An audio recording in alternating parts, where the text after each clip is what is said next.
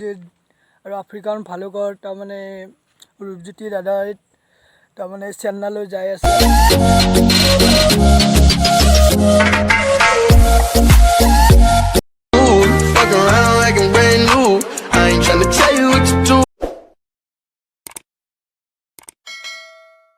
Good morning মানে এতিয়া good morning হৈ থকা নাই, বাজিল 12টা। আজিও ঘৰত আজি পথাৰৰ ফালে আহিছোঁ গাইজ, মানে পথাৰত হাৱা খাব আহিছোঁ ঠাণ্ডা। ঘৰত থাকি তাৰমানে আমনি লাগি গ'ল আৰু এই ফেনৰ হাৱা তাত থাকিব নোৱাৰি আৰু অলপ বাহিৰৰ হাৱা খাই ইণ্টাৰেষ্টটো অলপ বেলেগ হান।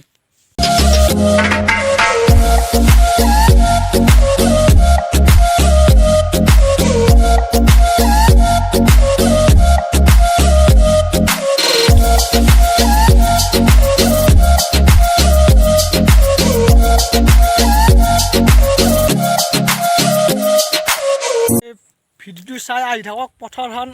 আমি পথাৰত আহি আছোঁ, মই অকলাই আহি আছোঁ আজি।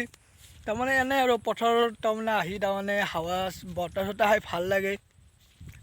বতাহটোৰ সমান ভাল বস্তু নাই আৰু, এনেকুৱা মজা লাগে ইয়াতে বহি। কিন্তু হ'লে ৰ'দ আছে, কিন্তু ৰ'দ থাকিলেও কথা নাই, গাছৰ তলত বহি মজা আৰু বতাহ।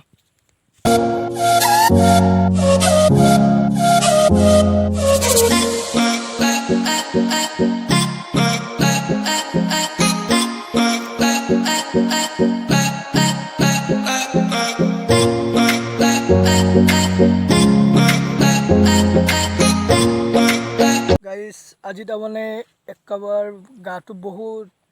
গাটো মানে মনটোৱে বহুত বেয়া হৈ আছে। তাৰমানে অলা ক্ৰেজিত আৰু আফ্ৰিকান ভালুকৰ তাৰমানে ৰূপজ্যোতি দাদাই তাৰমানে চেন্নাইলৈ যাই আছে। আগতেও গৈছিল, এতিয়াও যাব লগা হৈছে কিবা চেকআপৰ কাৰণে। কিন্তু আজি সেইকাৰণে বহুত মনটো বেয়া লাগি আছে। আপোনালোকে দোৱা কৰিব, ভগৱানৰ ওচৰত আল্লাহৰ ওচৰত দোৱা কৰিব, যদি ভালক ভালে যদি আহি পায় আৰু ৰূপজ্যোতি দাদা, বেলেগ যদি একো প্ৰব্লেম নহয় আৰু প্লিজ গাইজ দোৱা কৰিব, যদি ভালক ভালে আহি পায় আৰু। গাইজ মানে আজি ভিডিঅ'টো বেছি দীঘলীয়া ভিডিঅ' নহয়, তাৰমানে আজি অলপমান আৰু হাতা চাতা হ'ব। কিন্তু আজি মনটো বহুত বেয়া আৰু, মানে ৰূপজ্যোতি দা যদি ভালক ভালে আহি পায় আৰু সেইটো আৰু আশীৰ্বাদ থাকিল। মূল্য নহয়, চববোৰে চবে দোৱা কৰিব, যদি ভালক ভালে আহি পায় আৰু প্লিজ।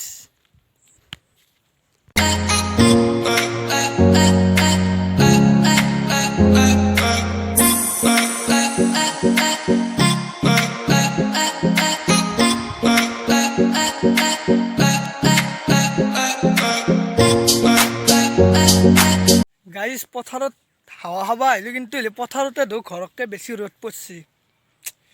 কটি চটি পৰাই গৈছে গাইজ, বনত বহোঁতে গোটাই ঘাম বৈ গৈছে। মাথা দি বচি আৰু বেলেগ জেগাতেও ঘাম বচি। এনেকৈ হ'লে কেনেকৈ হ'ব? কি হ'ব লাইফটো? এইফালে ছাগালেও বেয়া পাব ধৰিছে, বেয়া বোলে।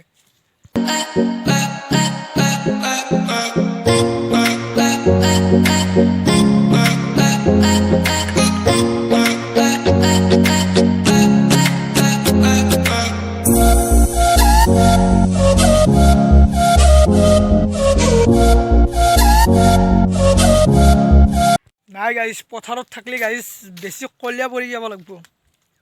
ইমান ঠুগা চলিটো আপেল হান চলি যদি কলীয়া পৰি যাওঁ কেনে হ'ব গাইজ?